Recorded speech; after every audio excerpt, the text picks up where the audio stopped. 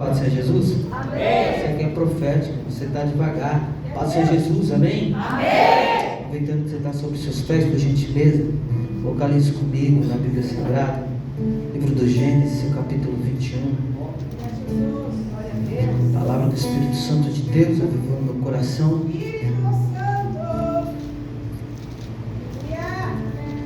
Aleluia. Gênesis capítulo 21, verso de número 20. Glória a Deus. Louvado seja o nome de Jesus. Glória a Deus.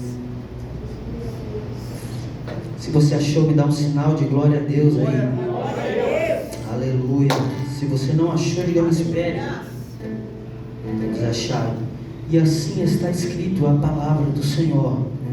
Deus estava com o menino. Deus estava com o menino que cresceu, morou no deserto e se tornou flecheiro. Você toma o teu assento por bondade. Eu sei que é uma cesta profética, mas o Espírito Santo avivou no meu coração. E eu vim completo. Eu vim com 3 mulheres de oração no carro. Vim com a minha pastora, vim com a Jennifer Gleice. E vim com nossa irmã Gabi. E eu vim só recebendo ali. Disse que ia vir interceder. Então, por direito você já sabe, né? Se eles não der glória a Deus, por direito vocês têm que. Alguém já entendeu ali. Mas quero tomar o maior tempo possível aqui da palavra aqui. Vou até onde o Espírito Santo me direcionar. Mas por gentileza, eu prego debaixo de 2 condições. Eu sempre tenho isso como costume. Pergunte o quê? A sua atenção e a sua ajuda. A igreja me ajuda a ministrar nessa noite. Você disse que ia me ajudar, então vamos lá. Gabriel, dá lugar aí, não sei se é você. Pode ficar à vontade, viu? 50 centavos de volume aí. Me ajuda aí nesse negócio. Quando nós nos deparamos com o livro de Gênesis, o capítulo 12, é bem verdade que é a primeira chamada de Abraão ali tido por Deus. Então Gênesis capítulo 12, o seu verso de número 1, nós sabemos que é a primeira vez em que Deus ele se manifesta e é a primeira vez em que Deus fala com Abraão. Por isso que ele diz: sai da tua terra, da tua parentela e da casa do teu pai. Só que é interessante que em Gênesis capítulo 15, verso de número 7, para ser mais exato, diz aqui, quem está dizendo aqui é o Senhor. O Senhor diz para Abraão: eu sou o Senhor quem te tirei de Ur dos Caldeus para lhe dar essa terra por herança. Então meio que eu fiz uma pergunta quando eu li isso aqui. Beleza? Por quê? Porque se Deus aqui é quem está falando para Abraão: Abraão, fui eu quem te tirei, quem te arranquei de Ur dos Caldeus. Mas Deus ele só se manifesta e só fala com Abraão em Harã. Então onde está a lógica? Se Deus quando Deus tira Abraão, por que Deus não já se manifesta para Abraão? Por que Deus já não fala na hora com Abraão? E isso aqui o Espírito Santo gerou algo no meu coração, e eu acredito que é possível que existe algumas pessoas que estão passando por isso. Passa algum certo tipo de circunstância na vida, mas não entende o porquê está passando, não entende o porquê está, o lugar onde está, ou porquê está passando. Mas eu já quero liberar uma palavra mesmo nessa introdução, e a palavra é: o silêncio de Deus não é a ausência da sua presença. Eu preciso falar de novo, porque eu só ouvi a glória do altar aqui. A ausência de Deus, o silêncio de Deus não é a ausência da sua presença. Entendeu isso por quê? Porque ainda que ele esteja em silêncio, ele ainda te faz conduzir para um propósito. Ou seja, ainda que as orações que você pediu não recebeu, ainda que o sinal que você pediu para Deus, Deus ainda não te deu, não tem problema. Ele está dizendo: não significa que eu te deixei, eu só estou te deixando um tempo em silêncio, mas eu estou te empurrando para um propósito. Glória, vai esquentar, irmão, vai terminar assim não. Então quando Deus ele chama Abraão, Deus ele já chama Abraão conhecendo as condições e limitações de Abraão. Você disse que ia me ajudar, então por gentileza, quando Deus ele chama Abraão, ele chama já conhecendo as condições e limitações, as condições e as limitações. limitações de Abraão. Ou seja, quem é Abraão aqui? Abraão é velho e a sua esposa Sara também, e de quebra é estéril. Ou seja, quando Deus ele resolve investir e levantar alguém, Ele já conhece todo o currículo, meu Deus do céu. Então não pense você que quando Deus te chamou, Ele não sabia que você ia resistir, que você ia desistir, que você ia falhar, que você ia errar. Se você quiser dar glória a Deus, irmão, a minha função aqui é só ministrar o que o Senhor queima. Então não pense você que quando Deus te chamou, Ele não sabia que de tempos em tempos cochilaria um pensamento em que você queria voltar para trás, em que você queria errar, em que você queria falhar. Mas mesmo com os teus defeitos, mas ainda que você fraqueje, Ele já levantou, Fernando, uma solução nessa noite. E que solução é essa, Denilson? A solução é: pois o meu poder se aperfeiçoa na tua fraqueza. Meu, que alguém levantou a mão, vamos fazer isso aqui direito. Levanta a tua mão lá em cima, que isso aqui é profético. Não saí de Itapevi para brincar, eu saí de Itapevi para liberar uma palavra profética para alguém que acha que por conta dos defeitos, que por conta que porque errou, que por conta que porque pecou, Deus se esqueceu, Deus não vai dar continuidade no projeto. Deus está dizendo: o meu poder se aperfeiçoa na tua fraqueza. Escuta, a tua fraqueza é só motivo para quando você errar, você dizer: agora eu entendi. O projeto não depende da força do meu braço, pastora. O projeto depende da graça de Deus, da graça de Deus. Você disse que ia me ajudar. Vira para alguém que está do seu lado, por gentileza, e fala para ela: o projeto que Deus tem não depende de você, mas depende da graça dele. Jesus, teu glória a Deus não atrapalha o pregador. Teu aleluia não atrapalha o pregador. Só faz com que o céu se abra e a revelação flua com mais intensidade. Aleluia. Então quando Abraão ele pisa na terra de Canaã, passando o tempo, houve-se uma grande fome na terra. E por haver essa grande fome na terra, Abraão, por não consultar a Deus e não orar a Deus e não pedir a permissão de Deus, ele desce por si só ao Egito. E tudo indica que quando ele desce ao Egito, é aonde ele leva consigo Agar, a sua escrava, que passa a lhe pertencer. Eu digo isso baseado no versículo 16. Versículo 16 do capítulo 12. Está escrito dessa forma. O versículo 16 está: este por causa dela, ou seja, Sara, tratou bem a Abraão, a qual veio ter ovelhas, bois, jumenta, escravos e escravas. Então essa descida ao Egito dá a entender que é onde ele tem Agar como a sua serva, como a sua escrava. Só que o capítulo 16 de Gênesis, que é onde eu quero mergulhar, é onde eu quero enfatizar a história de Agar. O capítulo 16 enfatiza e narra que Sara, mesmo tendo promessa, ela ainda continua estéril. Isso aqui é forte. Sara, mesmo tendo promessa, ela ainda continua. E um pensamento lhe vem na cabeça de Sara, Fernando. E o pensamento é: já que não dá, não tem aqui. Não tem aqui nessa igreja, pastor. Aqui não tem. Pessoas que não esperam a resposta de Deus no tempo de Deus. Não tem. Isso aqui é para pessoas que não esperam a resposta de Deus. Lhe vem um pensamento na cabeça e o pensamento é: já que não dá para esperar o tempo de Deus, eu vou dar um jeitinho. E nesse jeitinho que ela dá, ela olha para Agar e ela vê que Agar, meu Deus do céu, que Agar, mesmo sendo escrava, ainda que sirva somente para ser mandada, ela tem a capacidade de ser e de fazer o que eu não posso. Pergunte o quê? Gerar. Vou repetir isso aqui. Ela olha para a serva e ela diz assim: ainda que seja escrava, meu Deus, ainda que sirva só para mandar, porque a senhora da casa sou eu, mas mesmo assim eu vejo nela a capacidade de ser e de fazer o que eu não tenho a capacidade para fazer, gerar. E aí onde começa? E aqui eu quero trazer um pensamento. Por quê? Porque se ela é escrava ou serva de Sara e de Abraão, logo nós entendemos que dentro de um reino, que dentro do que quem comanda e quem obedece, vou ser mais claro, dentro de uma hierarquia de rei, o resto é servo. Então, se ele é servo, logo ele tem um dono, sim ou não? Sim. Se ele tem um dono, tudo que ele tem não é dele, é de quem? É do dono. Eu explico melhor isso aqui.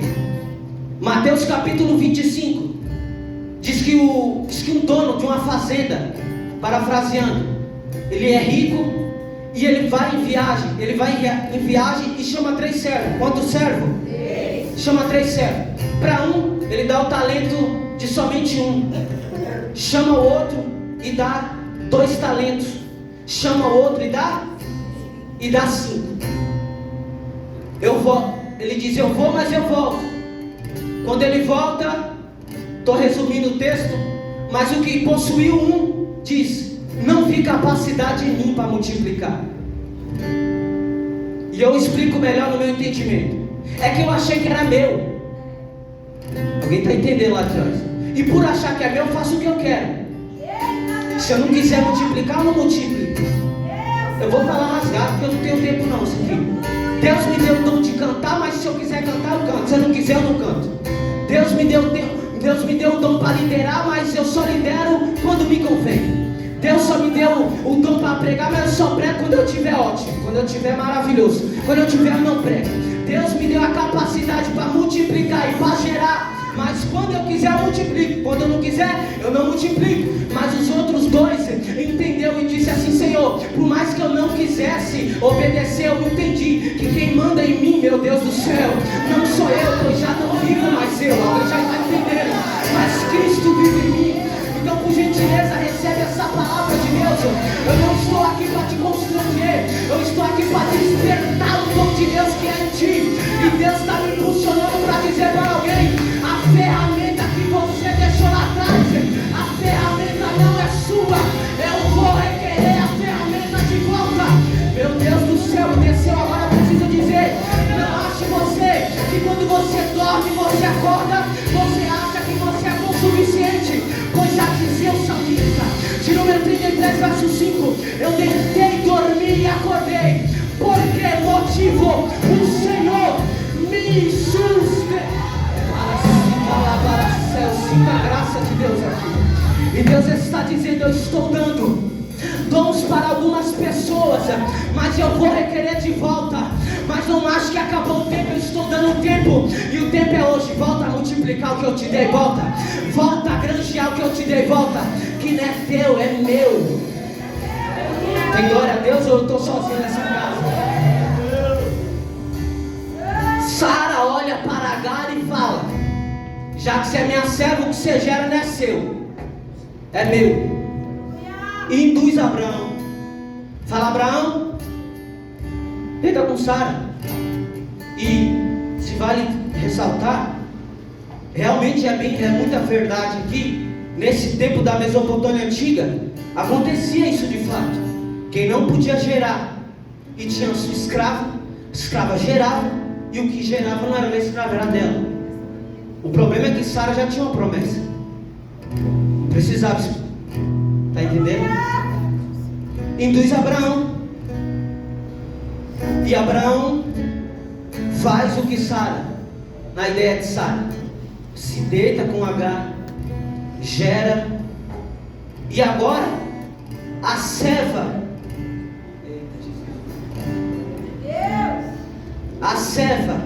que era improvável, que era escrava, que não tinha nada, por gerar, quer ser maior que o dono da casa. Fala para quem está do teu lado, aperta o cinto aí, vai apertar só um pouquinho, não vai terminar assim não. Quem é escravo, pastor, quem ia morrer no Egito, sem nenhuma condição de ser mencionado na Bíblia Sagrada, tem a condição agora de gerar. Ou seja, meu nome não precisa estar no holofote, mas se ele achar graça, só para a ferramenta girar no eixo, alguém já está entendendo, e eu nem de ser visto, mas com que o reino funcione para alcançar uma pessoa, eis-me aqui. Eu quero saber cadê o disponível que não está preocupado em ser visto, mas que o reino continue a expandir para a glória de Deus. Ela quer ser maior que a dona da casa, quer ser maior que a dona da casa. E Sara fala para Abraão: aí você gerou. Ele: eu não. Mas ser a dona se impõe como uma, e é o que ela faz. Diz o texto, diz a Bíblia, não diz eu, diz que ela humilha Agar.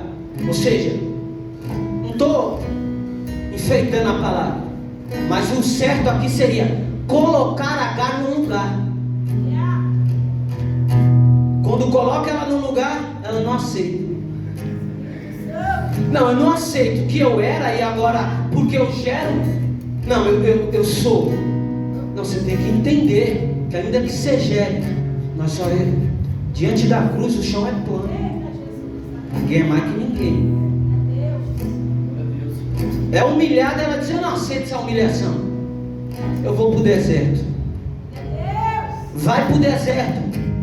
Quando ela vai para o deserto, o anjo do Senhor desce. Olha isso aqui que extraordinário. O anjo do Senhor desce e fala para ela: Agar, de onde vens e para onde vais? Agar, de onde vem para onde? Olha o que ela responde: eu fujo da presença da minha senhora. É estranho o texto, porque a pergunta é clara: da onde você vem? Para onde você vai? Ela diz: eu fujo da presença da minha senhora. Por quê? Deus gerou no meu coração. Porque quem está fugindo pode até ter lugar de partida, mas não tem endereço de chegada. Porque qualquer lugar distante está bom. Deus não te chamou para toda vez que o problema chegar, que você ser humilhado, você se mudar, largar tudo. Não, Deus não te chamou para isso, para toda vez você fazer as malas e sair andando. Deus está dizendo: resista um pouco mais, mas a ordem nessa noite é: fica, permaneça. Deus, mas você não sabe como está a minha condição. Não sei não, mas quem te deu uma promessa sabe. E quem te deu uma promessa está dizendo: eu não preciso de circunstâncias legais para cumprir a promessa na tua vida. Eu não preciso que o dólar abaixe ou aumente para me cumprir o propósito na tua vida. Eu não preciso que o dia seja dia ou que chova para me cumprir. Ele está dizendo: a questão para obedecer e alcançar o propósito que eu tenho para a sua vida é obedeça. A ordem é: fica. Me ajuda a pregar. Fala para quem está do teu lado, diz assim: você tem que voltar, mas a ordem é: fica.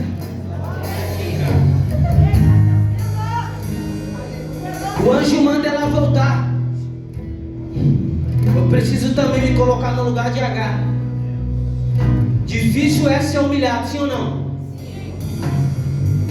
E a pergunta de 1 milhão, pastora, é: como é que volta?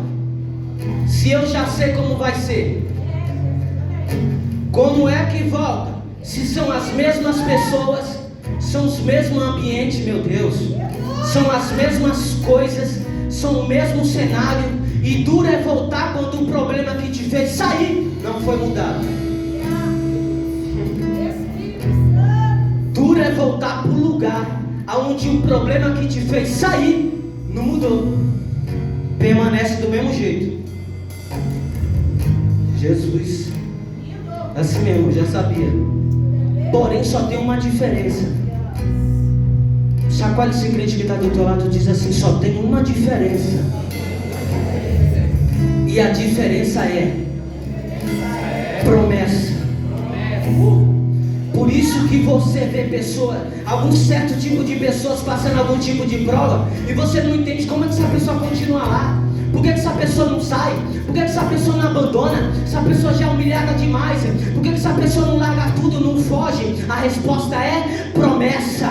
Deus me trouxe aqui porque tem alguém que pensou e até decidiu que iria desistir, que seria o último mês, que seria o último culto, meu Deus do céu. Mas Deus está dizendo, ainda que está no deserto, ainda que você foi humilhado, Deus está dizendo, eu vou te fortalecer nesse deserto. Não para, não desista, não olha para trás, não pensa em retroceder. A ordem é: lembra da promessa, vou eu cumprir na tua vida. Eu não me esqueci de você. Porventura diria eu e não falaria e não cumpriria. A ordem dele é: vou eu cumprir na tua vida. Jesus. Tem crente que tem promessa aqui, ou eu estou sozinho? Porque na palavra dessa eu já pulava dessa cadeira já.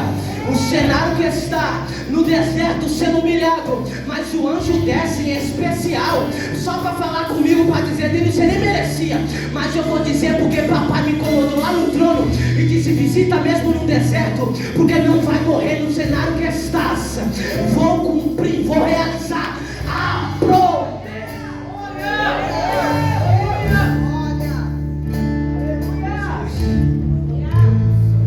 O capítulo 21 de Gênesis agora. O capítulo 21 de Gênesis agora é o seguinte: Sara já foi visitada pelo Senhor, diz o verso 1. Foi visitada pelo Senhor e ela passa a gerar. Ela passa a gerar e tem Isaac. E olha esse texto que lindo. É só para mencionar, olha que lindo. Olha o que ela diz no verso 7 do capítulo 21. E acrescentou: quem diria a Abraão que Sara ainda amamentaria um filho, pois na sua velhice lhe deu filho. Você não pegou? Não, vou melhorar para você. Por gentileza, se você quiser, levanta a tua mão lá em cima. O que ela está dizendo é: Abraão, eu esperava que viria esse filho na juventude. Eu esperava que o melhor de Deus iria vir quando eu estivesse cheio de vigor. Eu esperava que a promessa iria cumprir quando eu estivesse bem. Mas no tempo mais improvável da minha vida, na velhice, Deus resolveu subir no trono e Deus resolveu cumprir o propósito na minha vida. Eu tenho uma palavra de Deus para quem está com a mão levantada.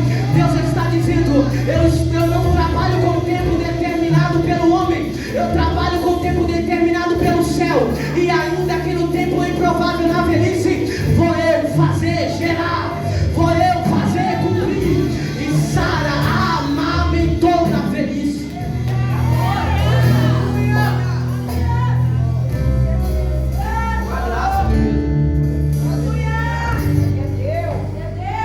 Meu Deus.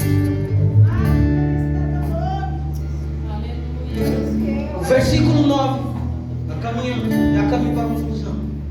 O versículo 9 diz que Sara, depois que Isaac cresce um certo período de idade, diz que Sara vê o filho de Agar, ou seja, Ismael, vê ele zombando de Isaac. E por ver ele zombando de Isaac, ela toma uma atitude.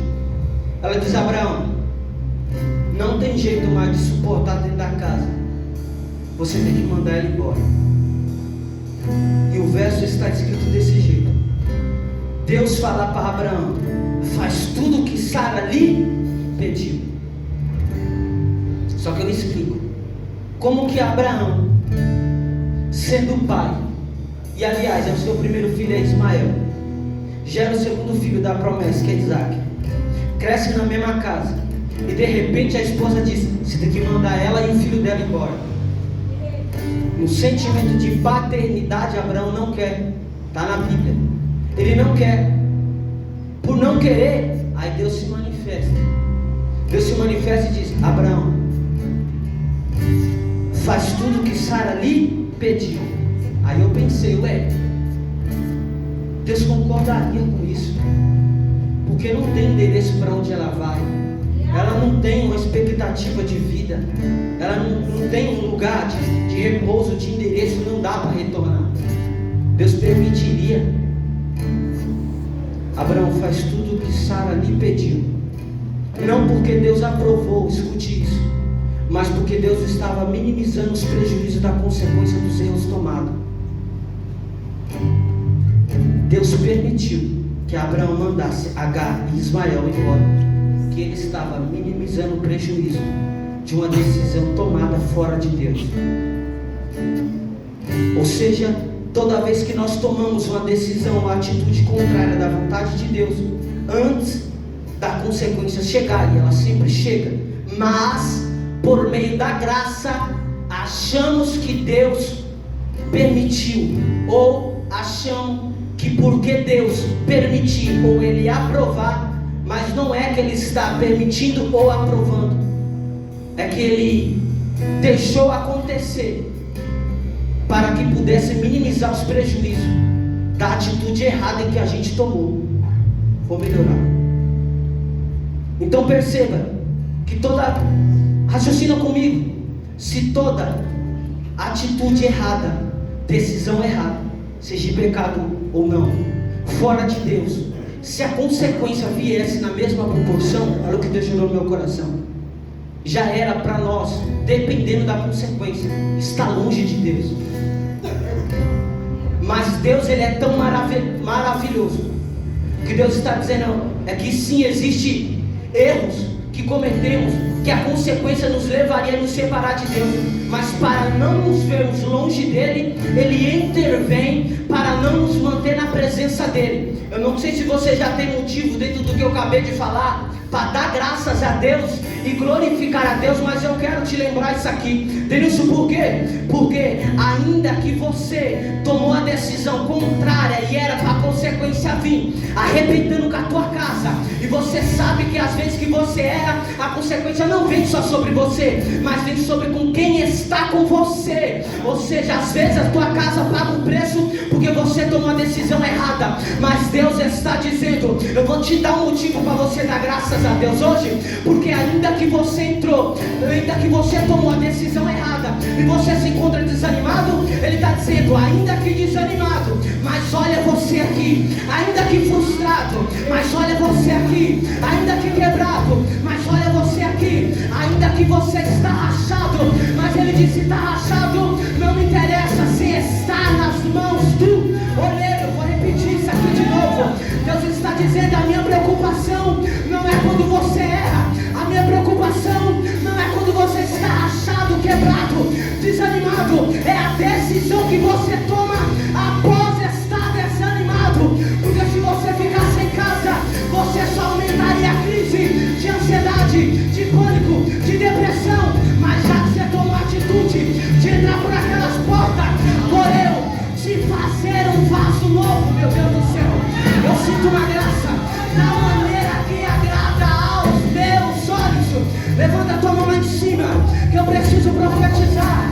Eu não sei qual é a medida ou o nível em que você está para largar tudo, mas Deus está dizendo, não vai precisar não, que hoje, se a minha palavra, ela não me como bálsamo, eu envio um anjo, meu Deus do céu, para falar por mim, mas você não vai sair. Meu Deus, da mesma forma, você acredita nisso aqui? Você pode dar um minuto de glória a Deus se você acredita que enquanto você está glorificando, Deus está trabalhando em teu favor, que enquanto você está o exaltando, Deus visita os teus, enquanto você está com a mão erguida, reconhecendo que não é sobre mim, mas é sobre Ele. Ele está dizendo, estou eu colocando as coisas no lugar. Senhor,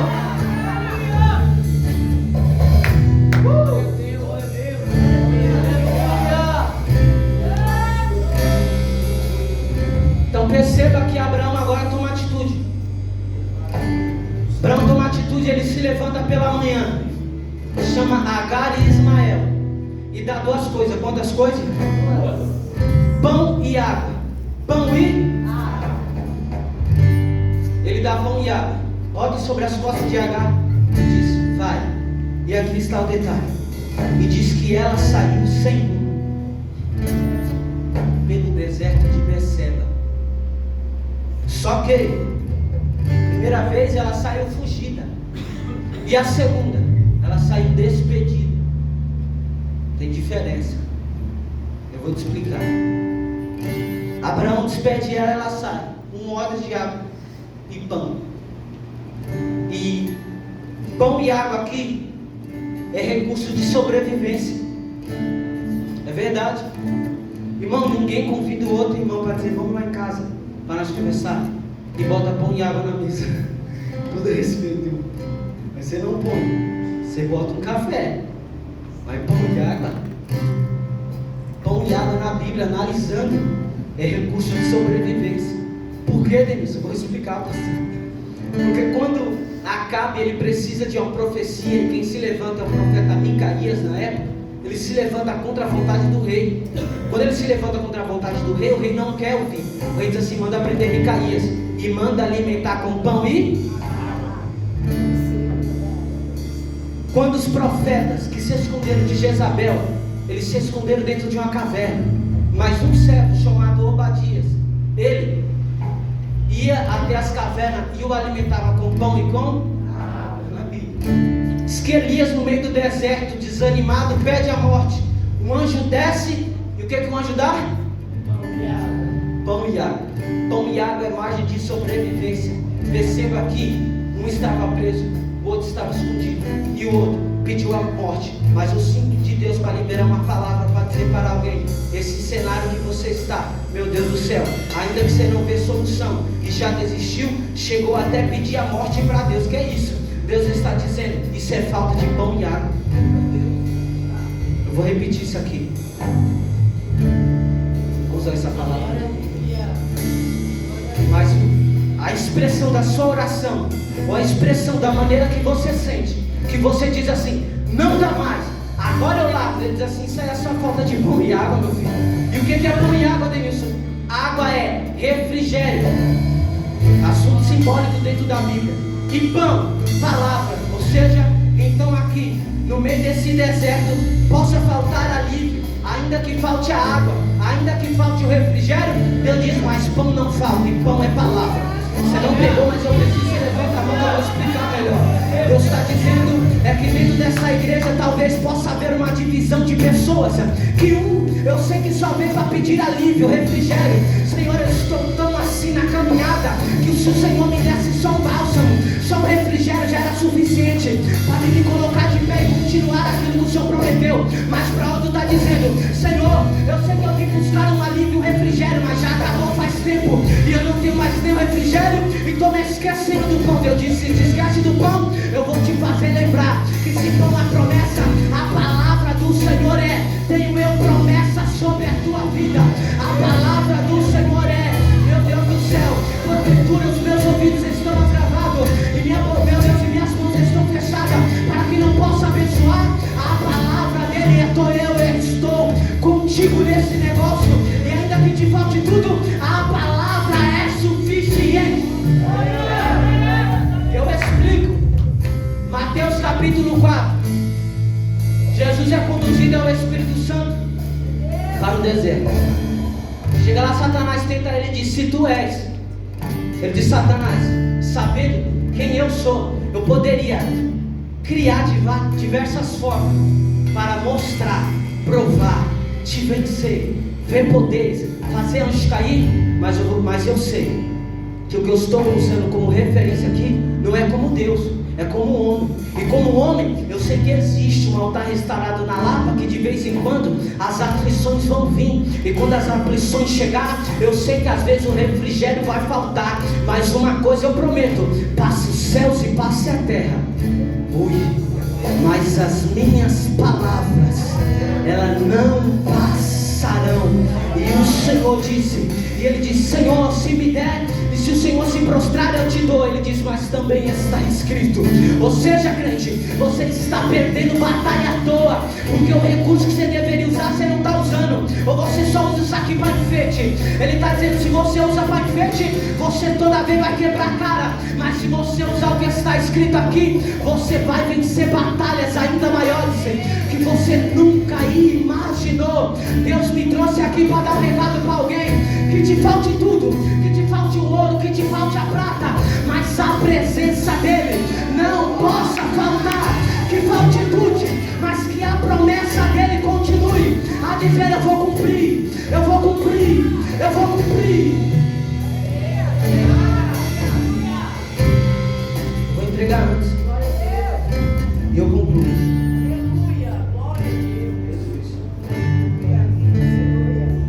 Diz que agora a água acaba, é óbvio.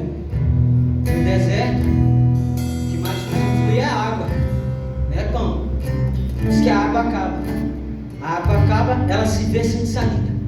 E a decisão que ela toma é: pega Ismael, leva debaixo de um arbusto, deixa o menino, e ela se retira numa direção de 100 metros de arco e flecha, e ela senta debaixo de uma árvore. Aí o texto diz que ela chorava de lá e o menino chorava daqui. Mas o texto diz, pastor, que o anjo do Senhor, meu Deus do céu, deixa eu ver se é o versículo 17, aqui 17, enquanto ela chorava de lá e o menino chorava daqui, Deus porém ouviu a voz do menino. Deus ouviu a voz do menino, e do céu o anjo de Deus chamou Agar e lhe disse: o que é que você tem, Agar? Não tenha medo, porque Deus ouviu a voz do menino. Ué, para mim não faz sentido. Que se ela deixa o menino, se retira, ela chora, o menino chora, mas Deus diz: ouvi a voz do menino, mas fala com Agar. Qual a lógica? É que Deus disse assim: é que a promessa é o menino, mas a responsabilidade da promessa é sua. Entendeu? É Deus dizendo assim: eu sei a promessa, e eu já investi demais nessa promessa, mas eu preciso falar com quem possui a promessa. O que você está fazendo aí, Agar? Se levanta hoje, te põe de pé. E disse o anjo: pega na mão do menino, te põe de pé. E olha isso aqui. E Deus abriu a visão dela, e ela viu um poço de água na frente, encheu o odre, deu de matar o menino. E aqui está o versículo em que nós lemos: e Deus era com o menino, e fez o menino crescer no deserto, e se tornou flecheiro. Com a permissão da pastora, por gentileza, se coloque de pé. Se o ministério de louvor for, então eu vou. Vem depressa. Mas irmão, suba dessa cadeira de pé, entendendo isso aqui. Ainda não acabei de ministrar e eu preciso encerrar liberando essa promessa para a tua vida. Escuta, existe um menino na tua responsabilidade. Existe um menino que é a tua promessa, e Deus está dizendo: eu investi demais nesse menino para deixar morrer nesse deserto. Eu não vou te deixar perecer nesse lugar seco. Eu não vou te deixar perecer nesse deserto. Estou eu hoje, abrindo a tua visão. Tem alguém aqui que acredita nisso aqui? Deus está dizendo: estou eu hoje abrindo a tua visão para dar estratégia no meio desse deserto. Tu vai ver um poço cheio de água, mas a tua caminhada não vai parar aí. Tu vai chegar no propósito. Denilson, você disse que Deus fez crescer no deserto. Deus não faz moradia para ninguém no deserto, mas ainda que te queira te prender no deserto, Deus está dizendo: eu sou como um menino, eu sou com você, e o lugar que era improvável vou eu te fazer crescer. Jesus amado, você pode repetir para alguém que está do teu lado dizendo: o lugar é improvável, mas Deus vai te fazer crescer. O lugar é deserto. Fala, irmão, fala com voz profética. O lugar é deserto, mas Deus vai te capacitar nesse deserto.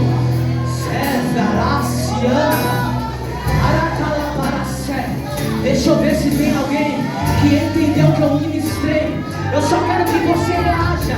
Se alguém aqui estava prestes, meu Deus, para desistir, mas Deus está mandando recurso no meio desse deserto. E o detalhe mais extraordinário é que um anjo bradou do céu, está no texto. Pastora Gleice, é bem verdade que toda vez que o anjo ele vai falar com alguém, ele primeiro desce na terra e fala com alguém. Mas diz a Bíblia, pastora, que ele falou do céu para Agar. Ou seja, quando o assunto é de emergência, Deus nem desce, ele já fala de cima. Jesus amado, você está acreditando nisso aqui? Se você acredita, Deus está dizendo: tenho eu todos os recursos para te botar de pé. Mas se não for suficiente, a palavra, a minha palavra dos altos céus vai te fazer ficar de pé nesse deserto. Você pode aplaudir o Senhor Jesus por essa. Não, se for para mim está ótimo, eu gostei.